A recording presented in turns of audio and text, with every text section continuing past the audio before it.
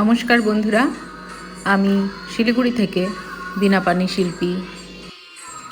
স্বামী স্বরূপানন্দ পরমহংসদেবের জন্মজয়ন্তী উপলক্ষে 31শে ডিসেম্বর শিলিগুড়ির আশ্রম পাড়াস্থিত মন্দিরে ছিল অনুষ্ঠান। সেই উপলক্ষে আমি আর শিপ্রা মন্দিরে উপস্থিত হই। এই যে আমি আর শিপ্রা বেশ কিছু ছবি ভিডিও তুলেছি, সেগুলোই আপনাদের সঙ্গে ভাগ করে নিলাম।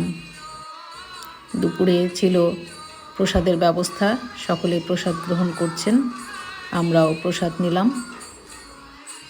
স্বামী স্বরূপানন্দ বিবেকানন্দের একজন সরাসরি শিষ্য ছিলেন এবং 1999 সালে চম্পাবতের নিকটে মায়াবতীতে বিবেকানন্দ প্রতিষ্ঠিত অদ্বৈত আশ্রমের প্রথম প্রেসিডেন্ট ছিলেন।